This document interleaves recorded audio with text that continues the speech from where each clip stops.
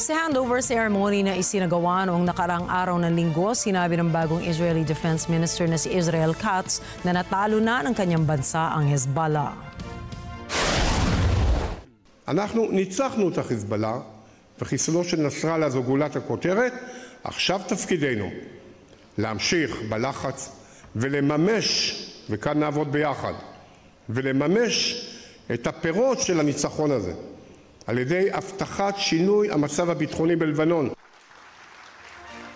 Magugunita na noong Setyembre 27 ay inanunsyo ng Israel ang kanilang pagpatay sa dating leader ng Hezbollah na si Hassan Nasrallah. Noong nakaraang buwan naman ay napatay din ng Israeli military si Hashem Saifuddin na pinaniniwala ang tinitingnang maging bagong pinuno ng grupo. Dagdag pa niya sa kanyang talumpati na walang interes ang Israel na makialam sa pagpapatakbo ng gobyerno ng Lebanon, ngunit umaasa ito na ito ay magiging leksyon sa mga bansa na makipag-ayos sa Tel Aviv nang matigil na ang digmaan sa mga susunod na buwan.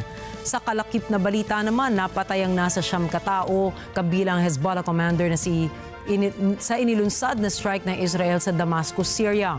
Ayon sa Syrian Observatory for Human Rights, tinamaan ng Israel ang isang apartment na pagmamay-ari ng Hezbollah sa may Sayyida Zainab area sa timog ng Damascus.